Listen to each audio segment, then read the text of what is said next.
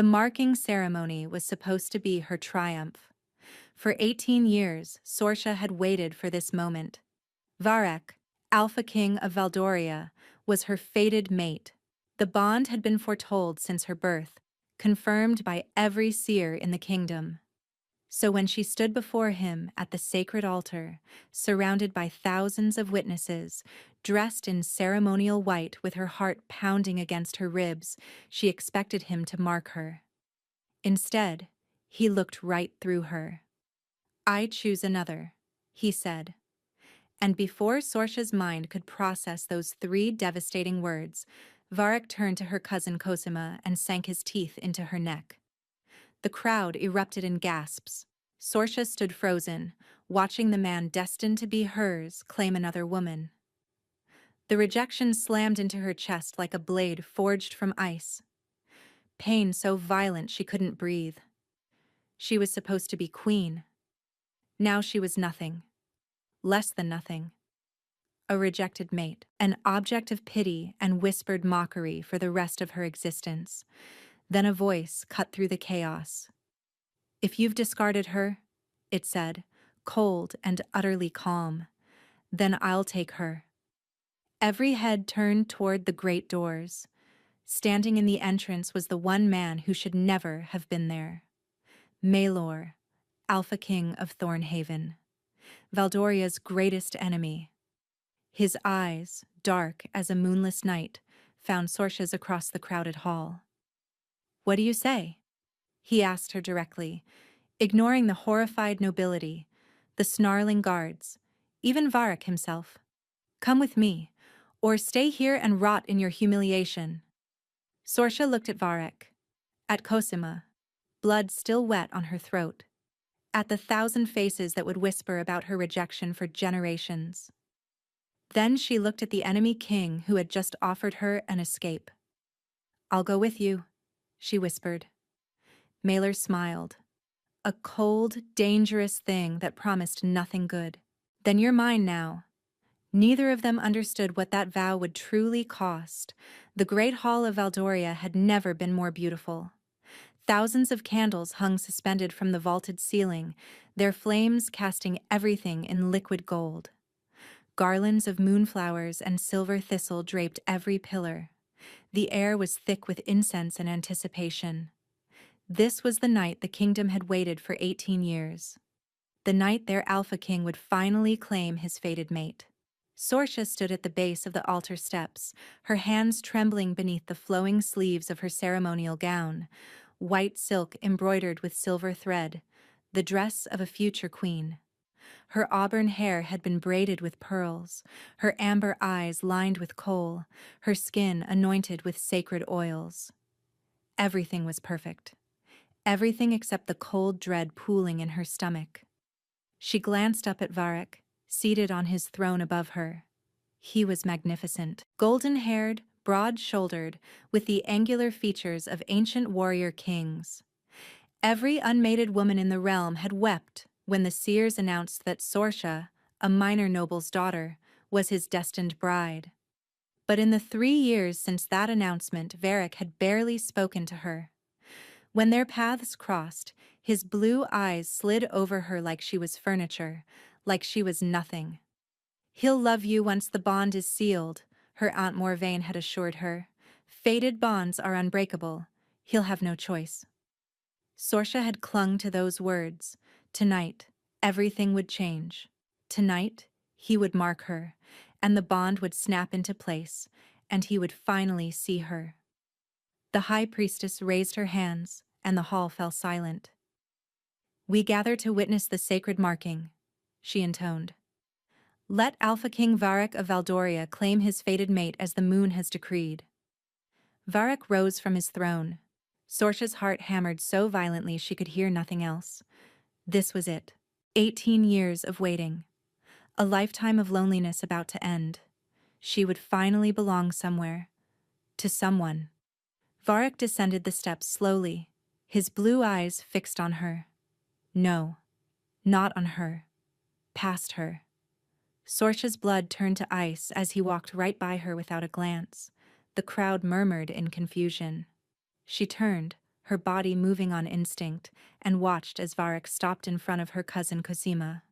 Cosima, who was supposed to be standing as her attendant. Cosima, whose green eyes widened in theatrical surprise. "Varek," Sorcha heard herself whisper.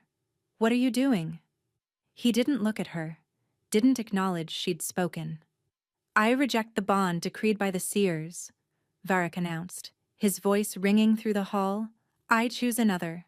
I choose Cosima of House Varen as my queen and mate." The world stopped. Sorcha couldn't breathe, couldn't think. Her wolf howled inside her chest, clawing at her ribs, shrieking in agony. The rejection wasn't metaphorical, it was physical. A serrated blade dragging through her soul, severing something she'd believed was unbreakable. She watched, unable to look away, as Varek tilted Cosima's head and sank his teeth into the curve of her neck. Cosima moaned. Her eyes fluttered closed in ecstasy, and Sorcha shattered. The crowd erupted. Some screamed in outrage, others cheered. The noble houses that had resented her elevation whispered triumphantly to one another. "She was never worthy," they said. "The seers were wrong." Sorcha's knees buckled. She would have collapsed right there on the altar steps if a hand hadn't caught her elbow. "Steady," a voice murmured. Low, male, unfamiliar. She looked up into eyes black as obsidian. The man was tall, taller than Varek, with shoulders that blocked out the candlelight behind him. His hair was dark as a raven's wing, falling past his jaw in careless waves. His face was beautiful in the way a blade was beautiful.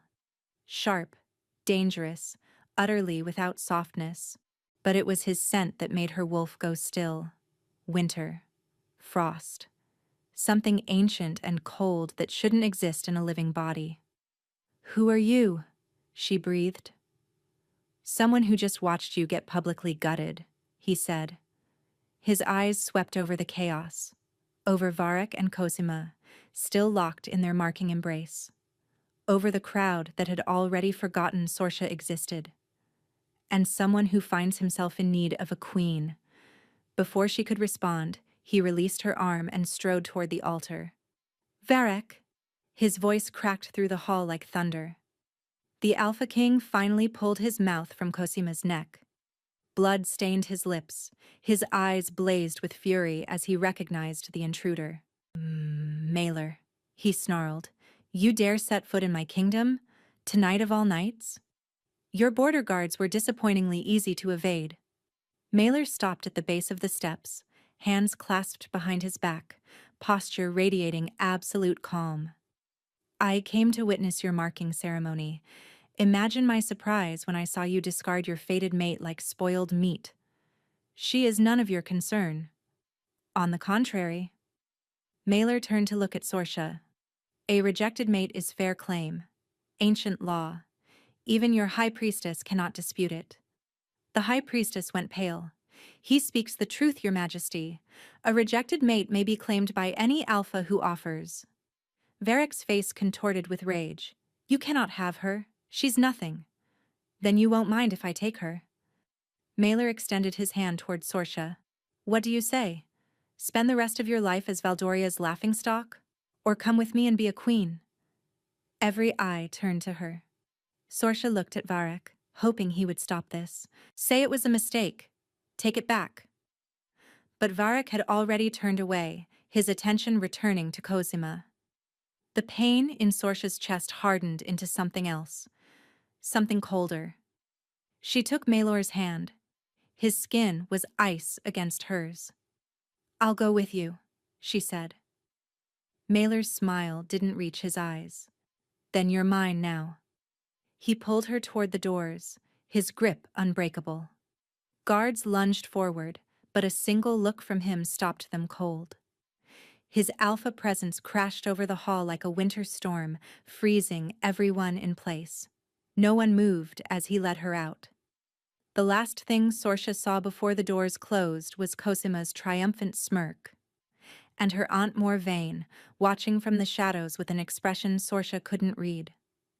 The carriage was waiting outside the great hall, black as the night sky, pulled by 4 horses whose coats shimmered like smoke.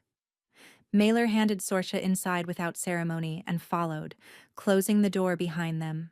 The moment they were alone, his demeanor changed. The cold amusement vanished. His eyes grew distant, calculating. He sat across from her rather than beside her, and the space between them felt deliberate, like he was establishing a boundary. "You have questions," he said. It wasn't a question. Sorsha's mind was still reeling. The rejection throbbed in her chest like a wound that wouldn't close. Every heartbeat hurt. But beneath the pain, something sharper was rising.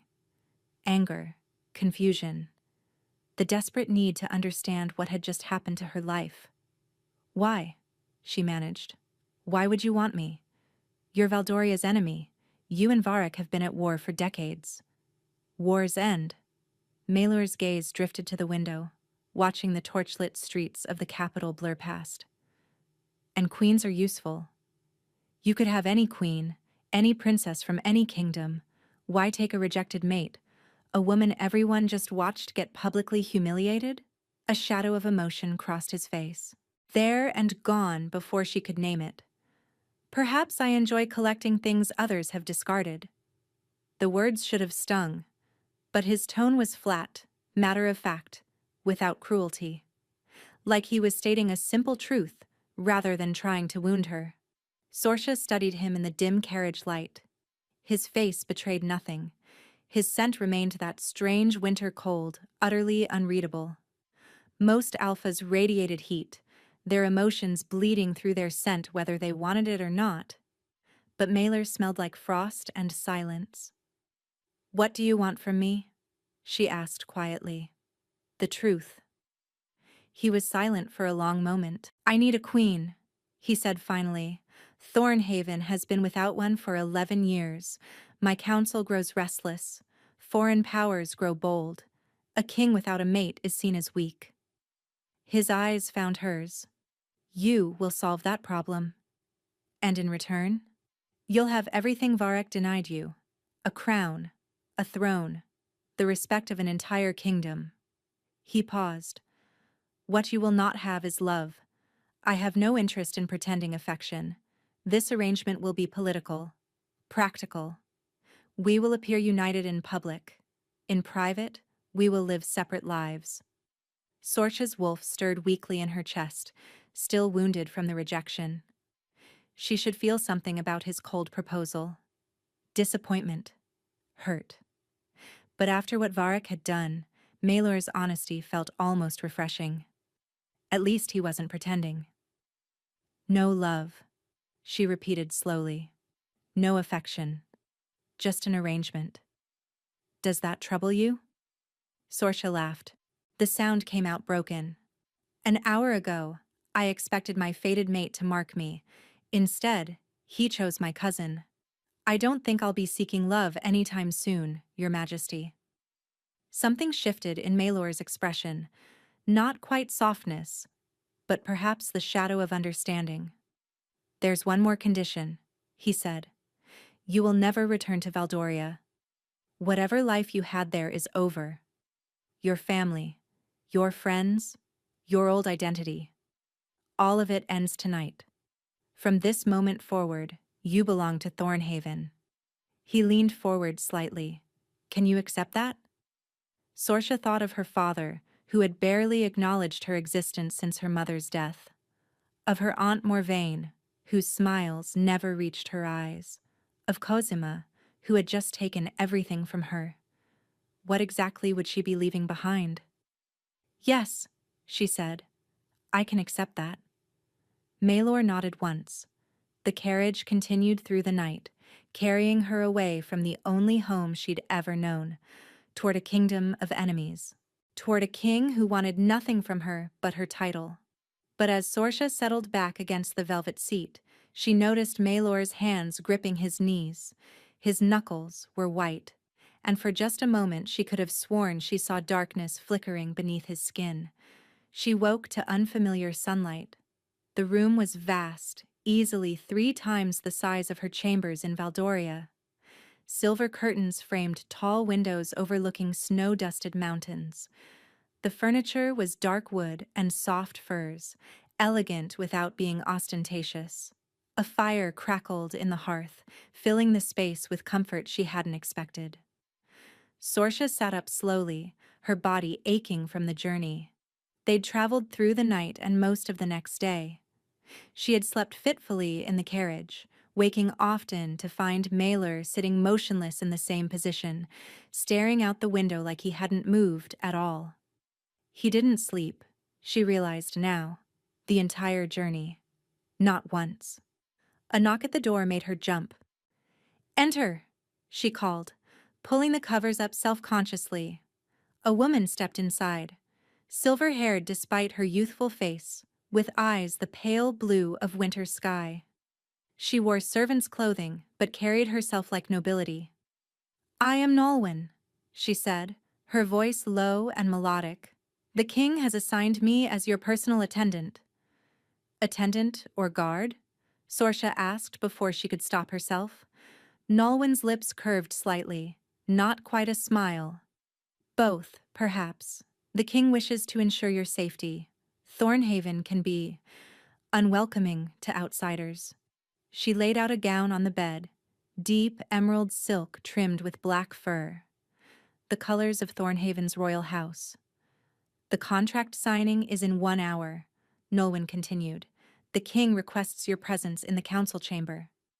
Sorcia dressed quickly, refusing assistance with the laces despite Nolwenn's offers. She dressed herself all her life. She wasn't about to become helpless now, but when she turned to face the mirror, she froze. The woman staring back at her looked like a stranger, hollow-eyed from grief and exhaustion. The rejection still pulsed in her chest, a dull ache that wouldn't fade. The ceremonial braids from last night had come undone, leaving her auburn hair tangled around her face. She looked broken. "May I?" Nolwenn asked quietly. Sorcia hesitated, then nodded. The servant's hands were gentle as she repaired Sorcia's hair, weaving it into a simple but elegant style that suited the emerald gown. She worked in silence for several minutes before speaking again. "You should know something," Nolwenn said softly. "About the king." Sorcia met her eyes in the mirror. "What about him?" "He is not what he appears." Nolwenn's fingers paused. "The king has not taken a queen in 11 years for reasons the court whispers about, but never speaks aloud. You are the first woman he has brought to Thornhaven since—" She stopped, swallowed. "Since the darkness began." "The darkness?" Nolwenn's pale eyes flickered toward the door, as if checking that no one was listening. "He carries something inside him. Something that wasn't there before." Her voice dropped to barely a whisper. "Some nights, the servants hear sounds from his chambers.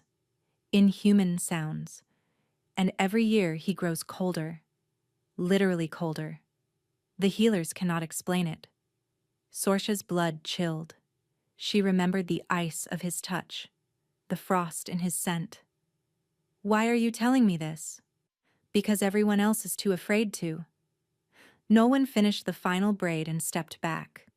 "You have walked into something you don't understand, my lady. The king did not choose you on impulse. Whatever his reasons, they are not what he claims." Her eyes held Sorcia's. "Be careful." Before Sorcia could respond, another knock came. "The king awaits," a guard announced. The council chamber was carved from black stone, the walls lined with ancient tapestries depicting battles and coronations. A long table dominated the center, occupied by men and women whose expressions ranged from curious to openly hostile. Mailer stood at the head of the table, dressed in black formal attire that made him look even more severe than he had last night. His dark eyes tracked her entrance, lingering on the emerald gown. "Lady Sorcia," he said, "please, sit." She took the chair he indicated, aware of every gaze following her movements. "This is the woman?" A heavy-set man with a graying beard leaned forward. "The rejected maid of Varek?" He said the word like it was diseased. You expect us to accept her as queen? I expect you to accept whoever I choose, Lord Brennick. Maelor replied calmly. That is, after all, why you sit on my council, and not on a throne of your own. Brennick's face reddened, but he fell silent. Another counselor, a sharp-featured woman with silver streaked through her dark hair, spoke next. The people will question this, Your Majesty. A queen from an enemy kingdom? One who was publicly discarded? It will be seen as weakness, or worse, as mockery. Then the people will learn otherwise. Maelor's voice carried an edge now. When they see her crowned, when they see her seated beside me, when they watch her grow into the queen Thornhaven deserves. He paused. Unless any of you wish to challenge my decision directly. Silence. I thought not. Maelor gestured to a servant who brought forward a document. The marriage contract. Review it. The counselors passed the pages around, muttering among themselves. Sorsha watched them, trying to read their faces, their scents. Most smelled of suspicion and resentment. A few carried notes of curiosity. None smelled welcoming.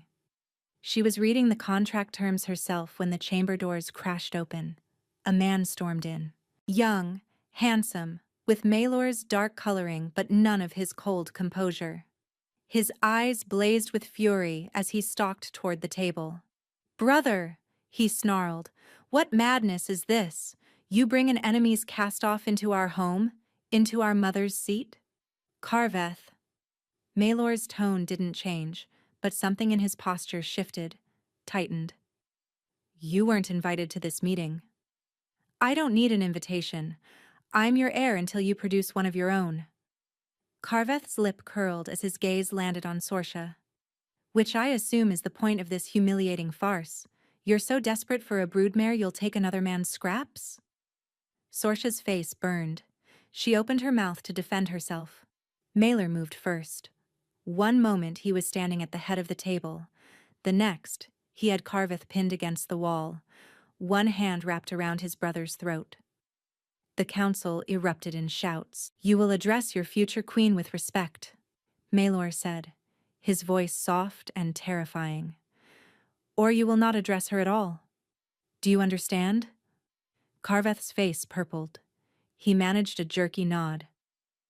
Maelor released him, stepped back, smoothed his jacket as if nothing had happened.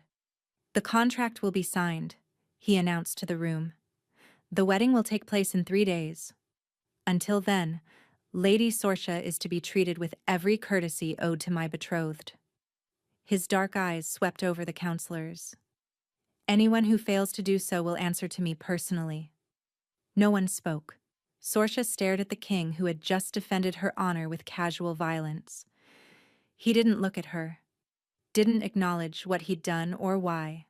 But when he returned to his seat, his hand brushed against her shoulder. Just a whisper of contact. And despite everything, Sorsha felt something unfamiliar stir beneath the cold ache in her chest. That night, alone in her chambers, Sorsha replayed the day in her mind. The contract had been signed, the wedding date set. She was going to be queen of a kingdom that didn't want her, married to a king who didn't love her, and haunted by questions no one would answer.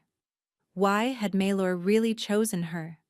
What was the darkness Nolwenn warned about? And why, when he'd defended her, had she seen black veins crawling beneath the skin of his hand? Sleep didn't come for hours. When it did, she dreamed of ice spreading across a beating heart and a voice whispering, "He chose you because you're the only one who can save him or destroy him." The ceremony was nothing like she'd imagined. There were no moonflowers, no silver thistle, no thousands of candles casting the world in gold. The great hall of Thornhaven was lit by torches that burned with pale blue flame, casting everything in cold, ethereal light. The guests wore black and emerald rather than white and silver. And instead of joy humming through the crowd, Sorsha felt only tension. They were watching her like prey. She walked the aisle alone, as tradition demanded in Thornhaven. No father to give her away, no attendants following behind. Just Sorsha in her black wedding gown, moving toward the altar where Maelor waited. He looked carved from shadow tonight. Black, formal attire that seemed to absorb the torchlight rather than reflect it. His dark hair was pulled back from his face, revealing the sharp angles of his features. Beautiful and terrifying in equal measure. When she reached him, he extended his hand. His skin was ice. "You came," he murmured, too quiet for anyone else to hear. "Did you think I wouldn't?" His gaze shifted, revealing something unguarded. "I thought you might reconsider. Run while you still could." "Where would I go?" Sorsha placed her hand in his. "Back to Valdoria? Back to being a laughingstock?" "You could have gone anywhere. Started fresh somewhere. No one knew your name. And spend my life hiding from what happened?" She held his gaze. "No, I'd rather face it head on." For just a moment, his grip on her hand tightened. Not painfully, almost protectively. Then the high priest began to speak, and the moment passed. The vows were different here. In Valdoria, mates promised eternal devotion, undying love, souls bound across lifetimes. In Thornhaven, the vows were simpler, starker. "Do you take this woman as your queen and partner?" the priest asked Maelor. "I do." "Do you swear to protect her life with your own?" "I swear it." "Do you bind your house to hers? Your fate to hers? And your blood to hers?" Maelor's jaw tightened almost imperceptibly. "I bind them." The priest turned to Sorsha. "Do you take this man as your king and partner?" "I do." "Do you swear to stand beside him in darkness and in light?" Sorsha glanced at Maelor. Darkness and light. The words felt weighted with meaning she didn't understand. "I swear it." "Do you bind your house to his, your fate to his, your blood to his?" "I bind them." The priest nodded solemnly. "Then by the ancient laws of Thornhaven, I pronounce you bound, king and queen, partners in rule and in life." He paused. "You may seal the bond." In Valdoria, this would have been the marking. Teeth in flesh, blood and claiming. Here, Maelor simply lifted her hand to his lips. The kiss was feather-light, his mouth cold against her knuckles. But something sparked at the contact. A jolt of sensation that raced up her arm and lodged in her chest. Sorsha gasped softly. Maelor's eyes darkened. He'd felt it too. "What was that?" she breathed. "Later," he murmured. "We'll discuss it later." The crowd erupted in restrained applause. No cheering, no celebration. Just polite acknowledgement that their king had finally taken a queen. Sorsha wondered if anything in Thornhaven was ever warm. The wedding feast passed in a blur of faces and names she wouldn't remember. Lords and ladies offered congratulations that felt more like condolences. Servants refilled her wine glass without being asked. Carveth glowered from across the hall, his fury barely contained. Through it all, Maelor sat beside her, close enough that their shoulders almost touched. He barely ate, barely drank. But every time someone approached Sorsha with veiled hostility in their scent, he would shift slightly, angling his body between her and the threat, protecting her without a word. Out. "You don't have to do that," she said quietly during a lull in the endless introductions. "Do what?" "Shield me. I can handle their disapproval." Maelor's expression didn't change. "You shouldn't have to. Not tonight." A spark of unexpected tenderness flickered behind her ribs. She extinguished it quickly. This was an arrangement. He'd been clear about that. Whatever kindness he showed was political, not personal. But when his hand found hers beneath the table, she didn't pull away. The bridal chamber was in the eastern tower, far from Maelor's own rooms. Sorsha noted the distance with something between relief and disappointment. "Separate lives," he'd said. Apparently that started immediately. Nolwenn had prepared the room beautifully, fresh flowers on every surface, a fire roaring in the hearth, the bed draped in furs so soft they looked like clouds. Sorcia stood in the center of it all, still wearing her wedding gown, unsure what to do next. A knock came. She tensed. Enter. Mailer stepped inside. He'd removed his formal jacket, leaving only a white shirt unlaced at the throat. His hair had come loose from its binding, falling around his face in dark waves. In the firelight, he looked almost approachable. Almost. "I wanted to ensure you had everything you need," he said, remaining near the door. "The room is perfect. Thank you." Silence stretched between them. Sorcia gathered her courage. The contract mentioned producing heirs. Mailer went very still. "I know we agreed this would be purely political," she continued, her cheeks burning. "But I assume that aspect still requires participation." "It does." His voice was carefully neutral. "But not tonight." "No? You've just been rejected by your fated mate, publicly humiliated, torn from your homeland and married to a stranger." He took a single step closer. "Whatever the contract requires can wait until you've had time to recover." Sorcia stared at him. "You're giving me time?" "I'm giving you a choice." His dark eyes held hers. "Something I suspect you haven't had much of lately." The words hit harder than she expected. Her eyes burned with sudden tears she refused to shed. "Why are you being kind to me?" she whispered. "You said this was political, practical. You said you had no interest in affection." "I don't." But something in his expression shifted. Softened, if stone could soften. "That doesn't mean I want to cause you pain." He moved toward the door. "Wait," Sorcia heard herself say. Maelor paused, his hand on the handle. "Will you stay? Just for a while?" The request came out smaller than she intended. "I don't want to be alone tonight. After everything." For a long moment he didn't move, didn't speak. Then he crossed to the chair by the fireplace and sat.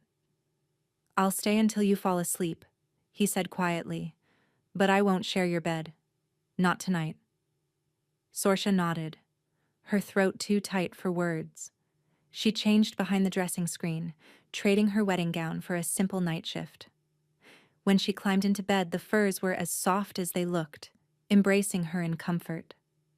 But it was Maelor's presence by the fire that finally let her close her eyes. She dreamed of ice again, but this time there was a flame burning at its center. When she woke, he was gone.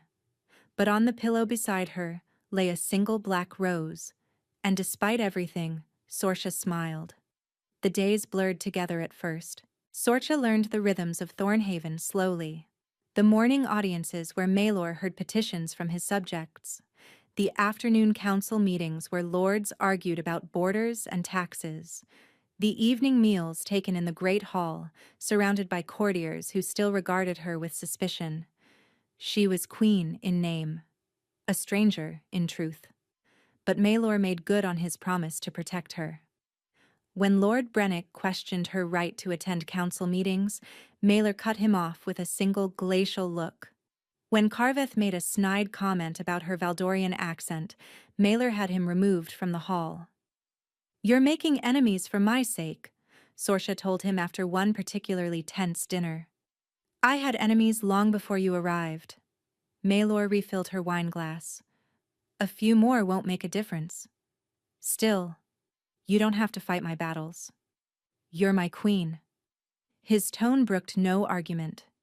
"Your battles are my battles now." The words shouldn't have affected her. But that night, alone in her chamber, Sorcia pressed her hand to her chest and felt her heart beating faster than it should. 3 weeks after the wedding, Maelor came to her rooms. It had become a pattern. Every few nights, he would appear at her door. Sometimes they talked. Sometimes they simply sat in comfortable silence, reading or staring at the fire. He never touched her beyond the occasional brush of fingers. never crossed the invisible line between companionship and intimacy. But tonight felt different. "You're troubled," Sorsha said, watching him pace before the hearth. "The eastern border." He stopped, his shoulders rigid. "Varric has been moving troops. My scouts report increased activity." At the mention of Varric's name, the ache in her chest pulsed. Weaker now than it had been, but still there, still present. "He's testing you," she said, "probing for weakness. He's testing us." Mailer turned to face her. The marriage was meant to stabilize Thornhaven. Instead, it may have provoked him. "You think he'll attack?" "I think he's furious that I took something he discarded." A muscle ticked in his jaw. Varek always was possessive about his toys, even the ones he no longer wanted. Sorsha flinched at the word. Toys. Maylor noticed immediately. "Forgive me, that was poorly phrased." "No." She stood, moving closer to him. "You're right. That's exactly how he saw me. A possession. Something to display until he grew bored, then throw away." She stopped an arm's length from him. "But I'm not his anymore. I'm yours." The words hung between them. Maylor's eyes darkened. "You're not a possession, Sorsha. Not to anyone. Least of all to me." "Then what am I to you?" He didn't answer, but his hand rose slowly, hovering near her cheek without quite touching. "May I?" he asked, his voice rough. Sorsha's breath caught. "Yes." His palm cupped her face. Cold, so cold, but gentle in a way that made her shiver. "You asked once why I chose you," he murmured. "At the auction of the unwanted, you called it." "The rejection ceremony," she corrected softly. "Same thing." His thumb traced her cheekbone. "I chose you because when I watched Varric discard you, you didn't collapse. You didn't beg. You stood there with your heart breaking and you refused to shatter." Tears pricked her eyes. "I was shattering inside." "But you didn't let them see." His gaze intensified. "That kind of strength is rare, precious. I wanted to protect it." And now? His hand trembled against her skin. "Such a small thing. Such a telling thing." "Now I want more than I should," he admitted. Then he kissed her. His lips were cold, but the kiss itself was fire. Soft and searching at first, then deeper as her hands fisted in his shirt. He pulled her closer, one arm banding around her waist, and Sorsha felt something crack open inside her chest. Not the rejection. Something else. Something new. When they finally broke apart, both breathing hard, Mailer rested his forehead against hers. "I shouldn't have done that," he said. "I wanted you to. That's the problem." He pulled back, his expression anguished. "There are things you don't know about me, Sorsha. Things that make this dangerous." "Then tell me." "I can't." He stepped away, putting distance between them. "Not yet. Maybe not ever." "Mailer. I should go." He was already moving toward the door. "Forgive me. I shouldn't have come tonight." "Wait." She caught his wrist and froze. Beneath his sleeve, black veins crawled across his skin, spreading from his hand toward his elbow, pulsing with darkness that seemed alive. Mailer yanked his arm free, pulled his sleeve down. "Forget what you saw," he said, his voice barely a whisper. Then he was gone. Sorsha couldn't sleep. She paced her chambers for hours, replaying the image of those black veins, the fear in his eyes. Near midnight, her door opened again. Mailer stood in the entrance, his expression raw in a way she'd never seen. Broken open. Desperate. "I shouldn't have run," he said hoarsely. "I've been running my whole life. From this. From feeling anything."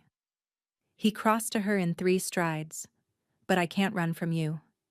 He kissed her with the desperation of a man who had nothing left to lose.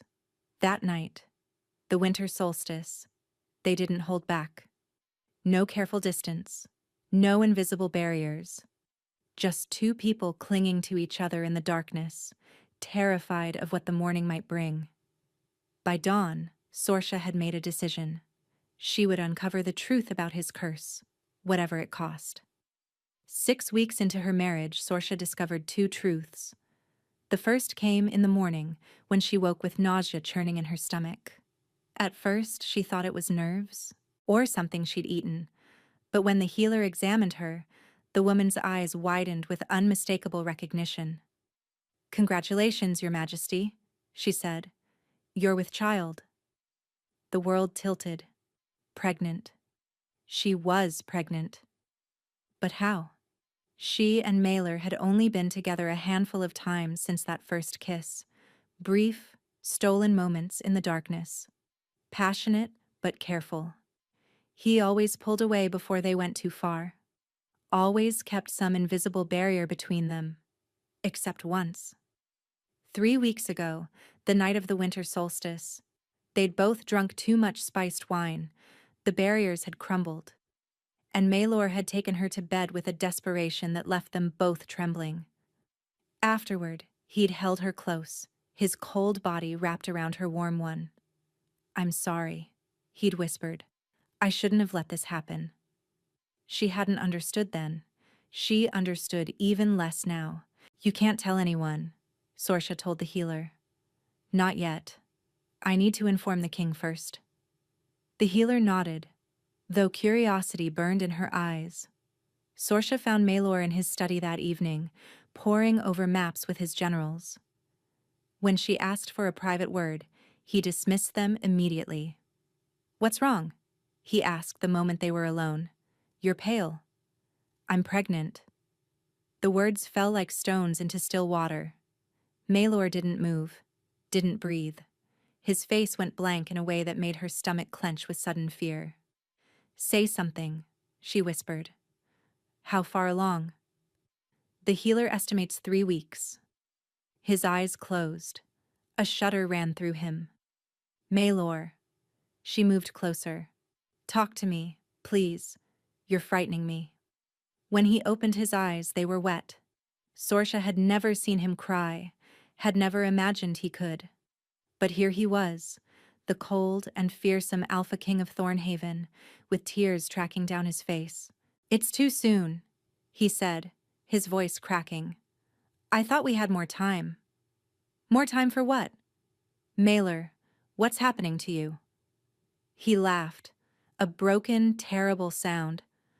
"I should have told you from the start, before I dragged you into this nightmare." "Told me what?" Maylor rolled up his sleeve. The black veins had spread. They covered his entire forearm now, creeping toward his shoulder. In the dim light of the study, they seemed to writhe beneath his skin. "This is my inheritance," he said. "The curse of my bloodline."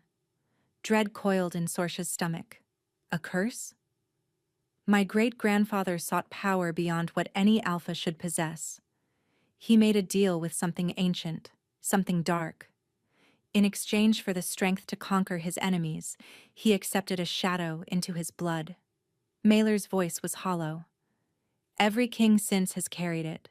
It sleeps during childhood, awakens when we take the throne, and slowly, year by year, it consumes us." "Consumes you how?" "The cold, the darkness, the isolation." He looked at his veined arm with disgust. "It feeds on connection, on warmth, on love. The more I care for someone, the faster it spreads." Horror dawned in Sorsha's chest.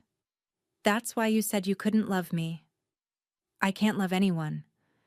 The tears kept falling. "Not without dying. Not without accelerating the curse until it takes me completely." "But I'm pregnant. If loving accelerates it, then every day I spend caring for you and our child is a day closer to my death."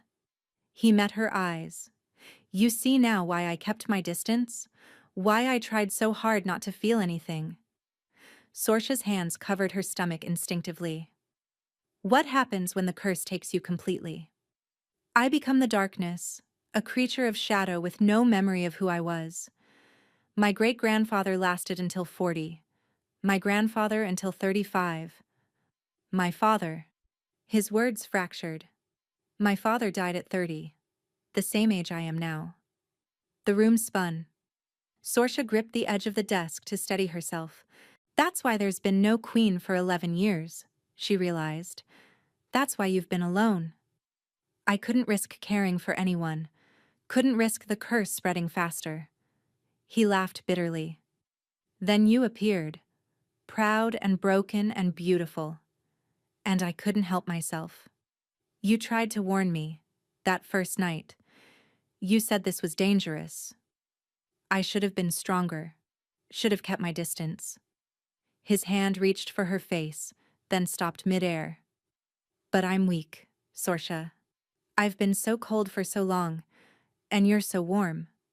Sorsha caught his hand, pressed it to her cheek despite the ice of his skin.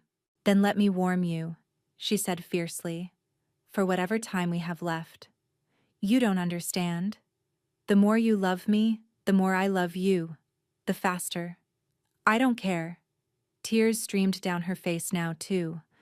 I've already been rejected, already been humiliated, already lost everything I thought I wanted. But you gave me something I never expected. She pressed his palm harder against her face. You gave me a home, a purpose, a child. A death sentence, he corrected. A life worth living. She pulled his hand down to her stomach, pressing it flat against where their child grew. Feel that? That's our future. That's what we're fighting for. Maelor's composure finally cracked completely. He fell to his knees before her, his forehead pressed against her belly, his shoulders shaking with silent sobs.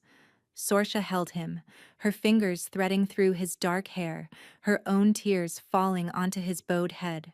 I can't lose you, he choked out. Not now. Not when I've finally found... He stopped. His body went rigid. Maelor. Sorsha's heart lurched. Maelor, what's wrong? He didn't answer. His hands gripped her hips, his breath coming in sharp gasps. When he looked up, his eyes had changed. The obsidian irises were shot through with veins of pure black.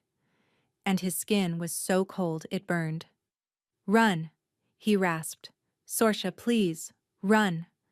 The shadows in the room began to move. The shadows didn't just move. They breathed. They peeled away from the walls like living things, tendrils of pure darkness reaching toward Maelor with hungry intent. His body convulsed, his back arching as the black veins spread visibly across his neck, his jaw creeping toward his face. Maelor! Sorsha grabbed his shoulders. Fight it. Stay with me. Can't. His voice was barely human now, layered with something ancient and terrible. It's too strong. The love. Feeling you. The child. It woke something. The shadows lunged. Sorsha threw herself over him instinctively, shielding his body with her own. She expected pain, expected to be torn apart by the darkness. Instead, light exploded from her skin. Heat surged through her veins, not painful, but overwhelming, like swallowing sunlight, like becoming the sun itself. Golden, blazing, impossible light that drove the shadows back with an inhuman shriek.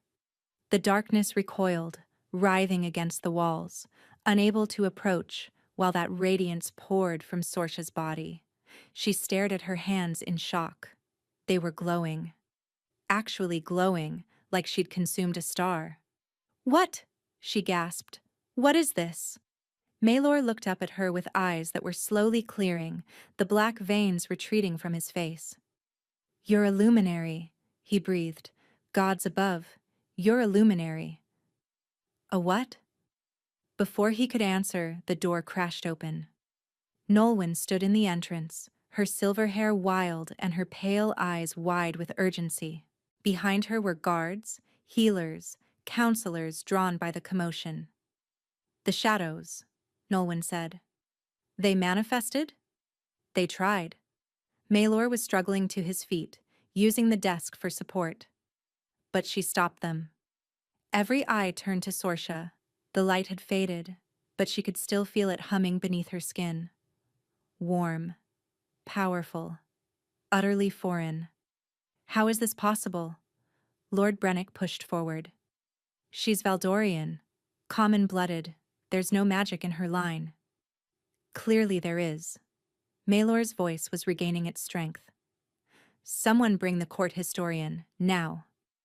The historian was an ancient woman named Thessaly, bent nearly double with age but sharp-eyed as a hawk.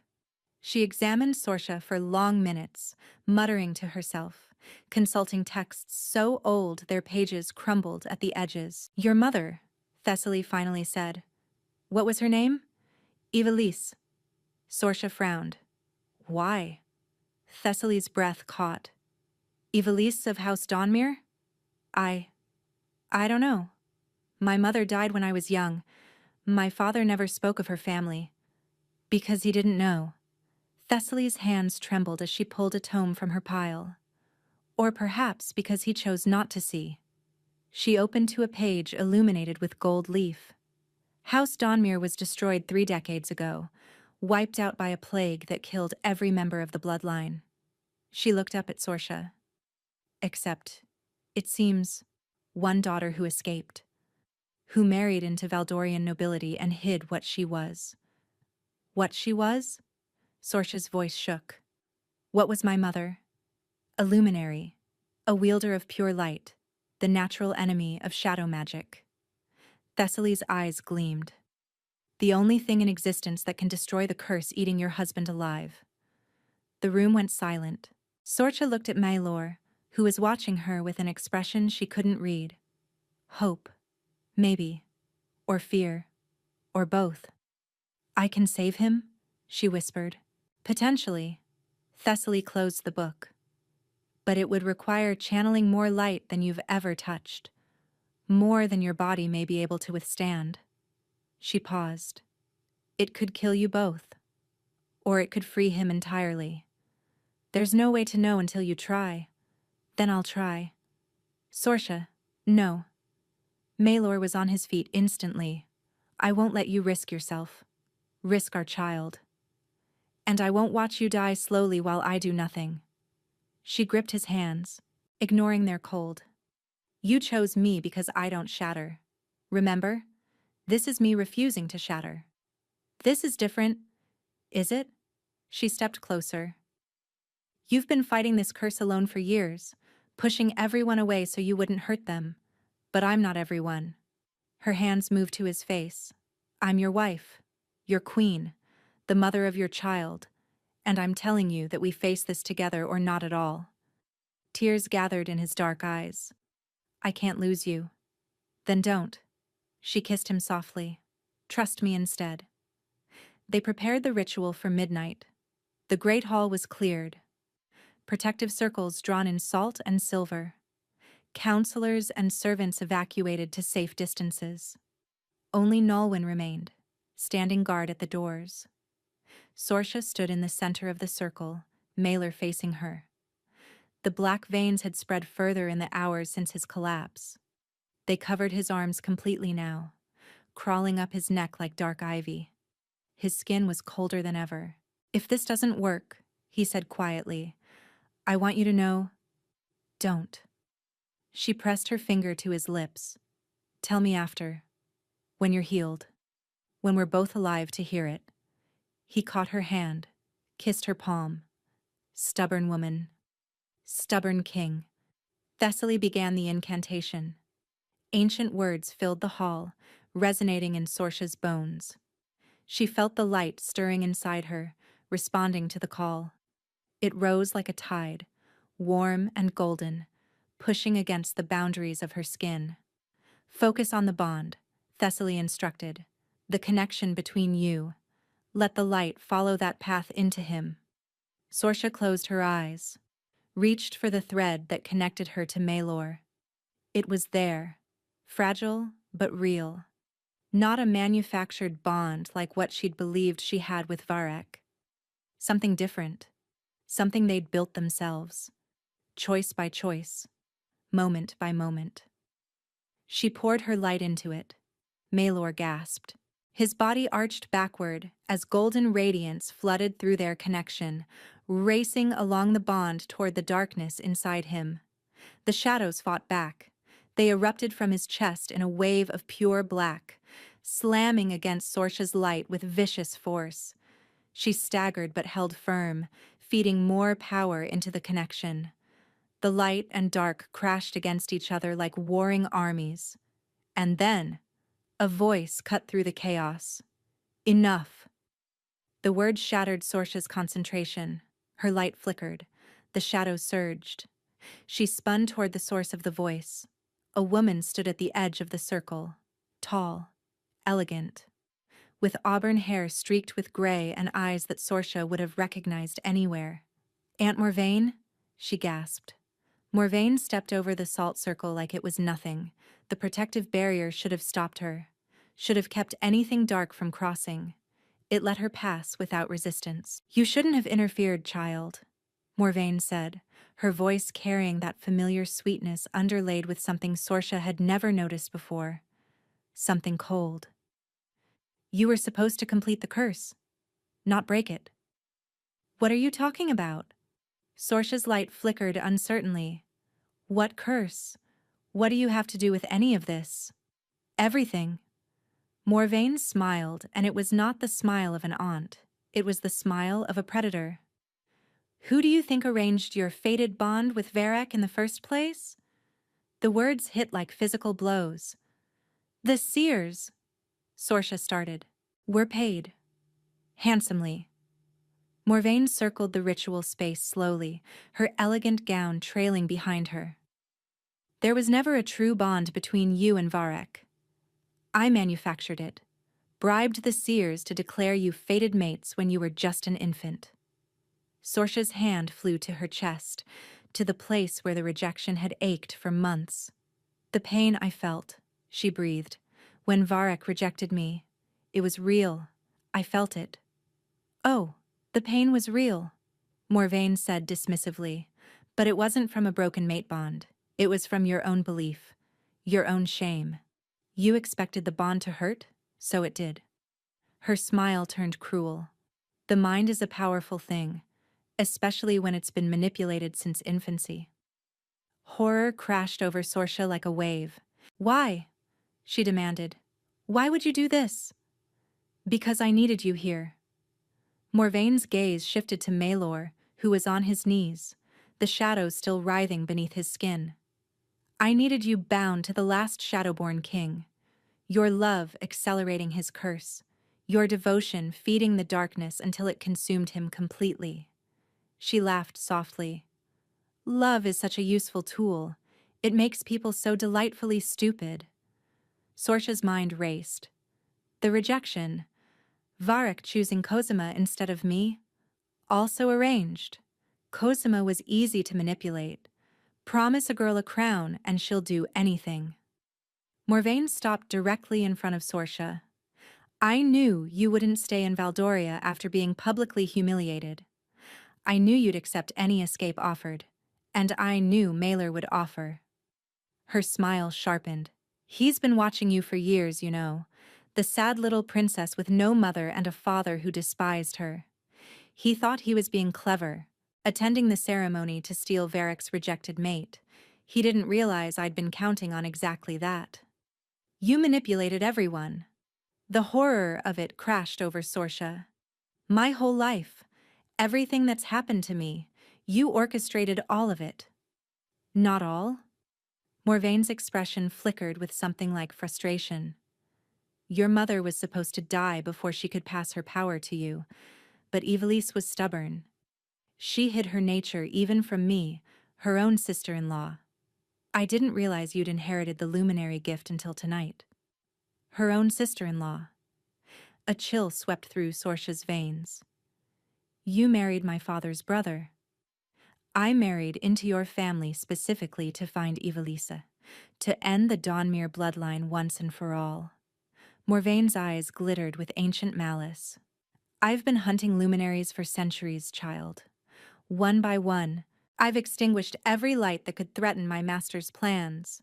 "Your master?" "The shadow itself." Morvain's voice dropped to a reverent whisper.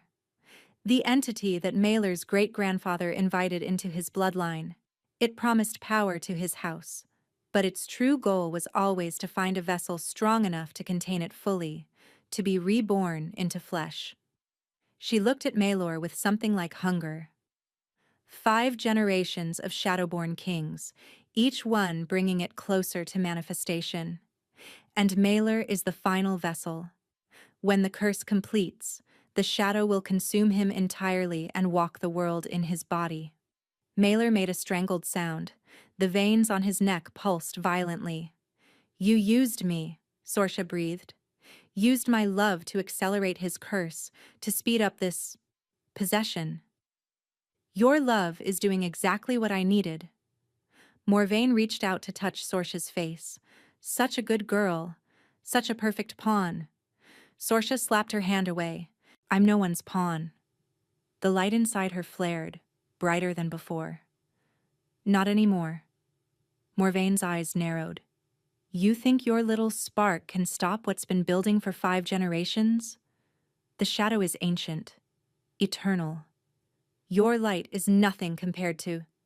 My light isn't alone. Sorsha grabbed Maylor's hand. The connection between them blazed to life, not just the bond they'd built, but something deeper. The life growing inside her. Their child. A fusion of shadow and light that should have been impossible. Power exploded outward. Morvain screamed, thrown backward by the radiance. The shadows inside Maylor shrieked in answer, fighting against the golden tide. But it was different now. The light wasn't just attacking the darkness. It was merging with it, transforming it. Sorsha saw flashes of understanding in the brilliance. The curse wasn't just shadow. It was shadow corrupted, twisted by the entity that had attached itself to the Shadowborn line. But shadow itself wasn't evil. It was simply the other half of light, the balance that made existence whole. The entity had broken that balance. She could restore it. Maylor, she shouted over the roaring power. Don't fight the shadow, accept it. It's part of you, not the monster wearing its face. His eyes met hers through the chaos. Dark eyes that had always held such coldness, such carefully maintained distance. But now she saw what that coldness truly was. Not absence of feeling, fear of feeling. Terror that every emotion would bring him closer to destruction. I don't know how, he gasped. Yes, you do. She gripped his hand tighter. You've been fighting yourself your whole life. Stop fighting. Stop being afraid. Tears streamed down her face. Let me in. All the way. Trust that I can hold both parts of you. Something broke behind his eyes. The last wall. The final barrier he'd kept between himself and everyone who'd ever tried to love him. He stopped fighting. The shadow and light collided inside him, not destroying each other, but intertwining.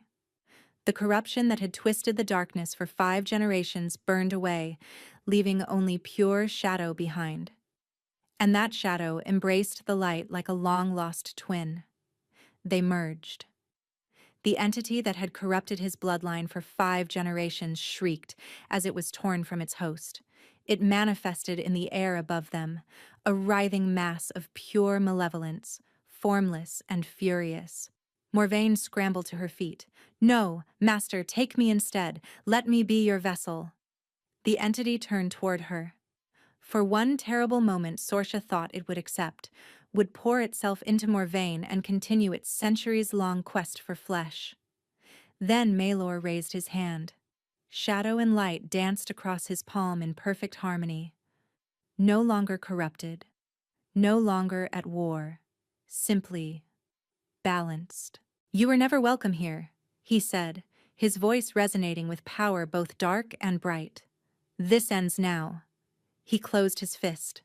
The entity shattered. Its death scream echoed through the hall, through the castle, through the very foundations of Thornhaven. Morvain collapsed, her borrowed centuries catching up with her at once. Her skin withered, her hair turned white. Within moments, only dust remained where she had stood. Silence fell. Sorsha's legs gave out. Mailer caught her before she hit the ground, pulling her against his chest. His arms wrapped around her, and for the first time since she'd known him, his skin was warm. "You're warm," she sobbed. "Mailer, you're warm." "I know." His voice splintered. "I can feel it. I can feel everything." He pulled back to look at her, and his beautiful dark eyes were clear. No black veins, no creeping shadow. Just him. "You saved me. We saved each other." He kissed her. Not the cold, careful kisses they'd shared before. This was fire and sunlight, and everything they'd both been too afraid to feel. His hands cupped her face, her fingers tangled in his hair, and neither of them cared that they were kneeling in the wreckage of a ritual circle while half the castle pounded on the sealed doors. When they finally broke apart, Mailer pressed his forehead to hers. "I love you," he said. "I should have told you before. I was afraid saying it would kill me." "And now?" "Now I'm afraid not saying it would kill me faster." He laughed, the sound bright and unfamiliar and wonderful. "I love you, Sorsha. I love our child. I love the life we're going to build together. Even though I'm stubborn?" "Especially because you're stubborn." He kissed her again, softer this time. Stubborn enough to save a man who'd convinced himself he couldn't be saved. 6 months later, the gardens of Thornhaven had never been so beautiful. Spring had come early this year, filling the grounds with flowers that hadn't bloomed in decades. The servants whispered that the king's curse had kept the land cold. Now that it was broken, life was returning.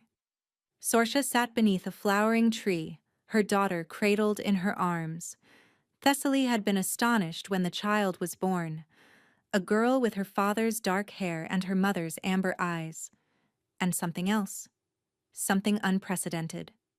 "She carries both," the old historian had breathed. "Shadow and light, perfectly balanced. She's the first of her kind." They'd named her Isolde, after no one. A new name for a new beginning. "There you are." Sorsha looked up as Maelor approached, his formal jacket discarded, his shirt sleeves rolled to his elbows. He looked younger now, lighter. The permanent furrow between his brows had smoothed, and he smiled freely in ways that still made her heart skip. "Council meeting finished?" she asked. "Early, for once. Lord Brennick actually agreed with something I proposed." He sat beside her, his arm coming around her shoulders. "I think he's been replaced by a changeling." Sorsha laughed.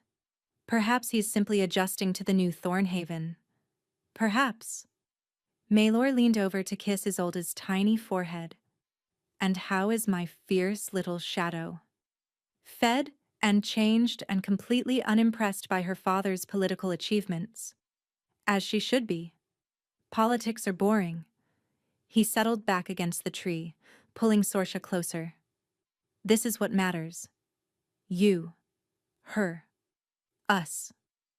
They sat in comfortable silence, watching the sunlight dance through the leaves. So much had changed in the past year. Varric had finally sued for peace after 3 border skirmishes went disastrously wrong for Valdoria. Cosima, it turned out, was far less suited to queenship than anyone had anticipated. Rumors said Varric regretted his choice more with every passing day. Even Carveth had softened, grudgingly accepting Sorsha after she'd saved his brother's life. He'd never apologize for his early cruelty. That wasn't his nature. But he'd stopped glaring at her across the dinner table. For Carveth, that was practically an embrace. Sorsha found she didn't care about Valdoria anymore. Whatever life she might have had there felt like a distant dream. This was her home now, this kingdom that had slowly warmed to her. This man who had taught her that chosen love was stronger than manufactured bonds. This daughter who represented the future they'd fought for. "Do you ever regret it?" Maelor asked quietly. "Regret what?" "Coming with me. Leaving everything behind for a stranger who offered you nothing but cold practicality." Sorsha shifted to face him. "You offered me more than that. You offered me a choice. The first real choice anyone had given me in my entire life. She touched his face, marveling as always at the warmth of his skin. And I chose well. Even though I was dying, even though I pushed you away at every turn, even then. She kissed him softly. You were worth fighting for, Maylor. You still are. His arms tightened around her. I don't deserve you. Probably not. She grinned. But you're stuck with me now. Ancient law. A claimed queen cannot be returned. He laughed, the sound echoing through the garden. Is that so? Absolutely. I read it in a very old book. The historian confirmed it. Well, if Thessaly confirmed it, it must be true. Isolde stirred between them, making a small sound of complaint at being jostled. They both stilled immediately, watching with bated breath as she settled back into sleep. She has your stubbornness, Maylor whispered, and your dramatic timing. A dangerous combination. The best kind. They sat together as the afternoon light warmed the gardens of Thornhaven. The kingdom that had been cold for so long, the king who had been frozen for even longer, and the rejected mate who had turned out to be exactly what they both needed. Sorsha thought of that terrible night at the marking ceremony, the moment Varric had walked past her, the shattering pain of rejection. If someone had told her then that it would lead here, to love, to family, to a happiness she'd never dared imagine, she wouldn't have believed them. But that was the thing about fate. Sometimes the path that seemed like destruction was actually leading somewhere better. Sometimes the rejection was a redirection. Sometimes the enemy's hand was the one that would save you. And sometimes, if you were very lucky, the cold king who claimed you as a political convenience would turn out to be your true home all along. I love you, Sorsha murmured against Maylor's shoulder. I know. He pressed a kiss to her hair. I love you too. Always. Above them, the shadows of the leaves danced with the sunlight, intertwined and inseparable. Darkness and light in perfect balance, just as it should be.